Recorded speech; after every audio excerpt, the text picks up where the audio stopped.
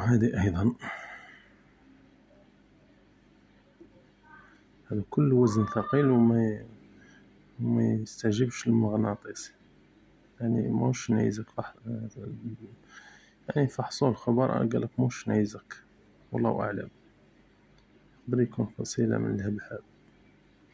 هادو الأحجار اللي راني نوريك هاد الفيديو معين، هذا بعد الأحجار المعينة هذه كلها جاية في الصحراء اللي من الحدود مع المغرب، يعني رحنا بعيد حتى الحدود مع المغرب. هذا أيضا حجر فيه بصمة، كما تلاحظ حجر فيه بصمة. المغناطيس مش عارف المغناطيس ينجذب المغناطيس كما تلاحظ. انظر،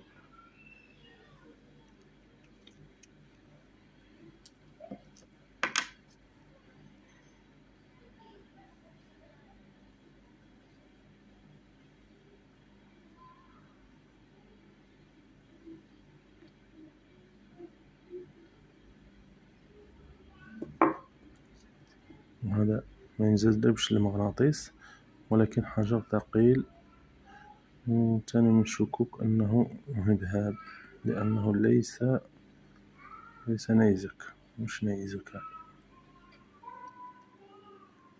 الوزن ما شاء الله ثقيل، وهذه أيضا الوزن ثقيل.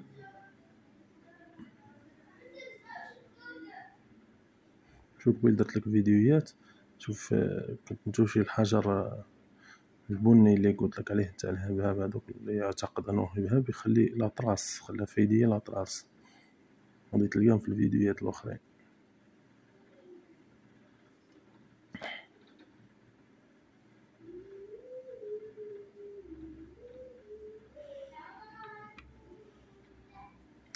ما تنجذبش المغناطيس.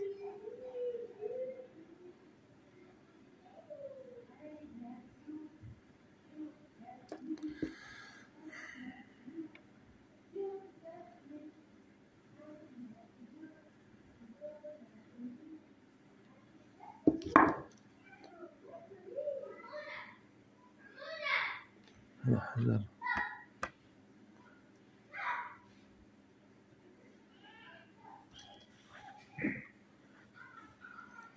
هذا حجر اللي يعني هذا النوع حجر كي تشوفوه بالمجهر غادي تشوف لداخل الزجاج الأخضر، فيه داخل زجاج أخضر، ما عرفتش واش من نوع هذا الحجر. هذا يرجح أنه نيزك قمري أيضا، يعني مغناطيسي يشد بقوة جدا كما تلاحظ.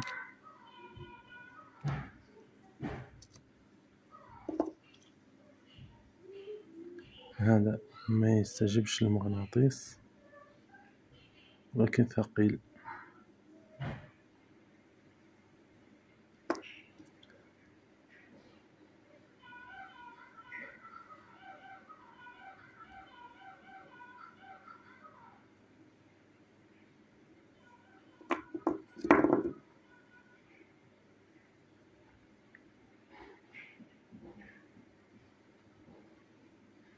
هذا ثقيل وما يشدش فيه المغناطيس.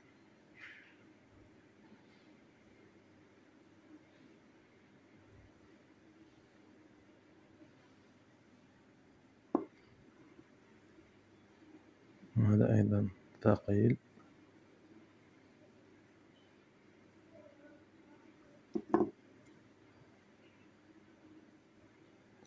هذا حجر منشعف، والنوع نتاعو النوعية نتاعو منشعف، مش من نوعية هاد الحجر.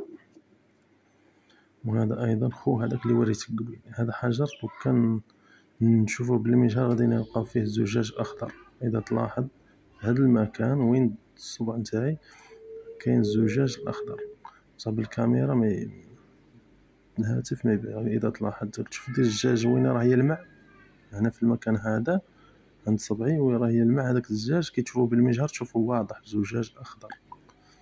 النوع هذا الحجر ما عرفتوش.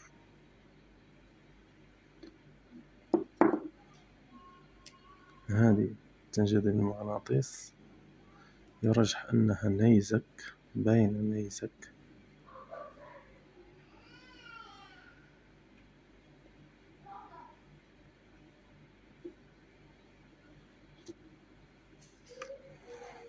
هذه من جماعة تاع قبيل اللي تجي ثقيلة وما يشدش فيها المغناطيس.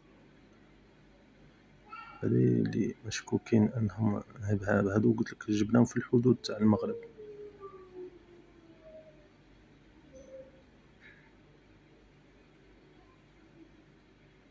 كاين هادي وكاين هادي منها، وكاين هادي وكاين هادي وكاين هادي. شوف هاد العينات كلها هادي جبناها من مكان تقريبا واحد. هادو كل هاد الحجر كاين حتى هادي وهادي. شوف هاد العينات هادو كلهم انا جبتهم في رحلة واحدة. يعني كنا في رحلة حدود مع المغرب جبنا العينات هادي.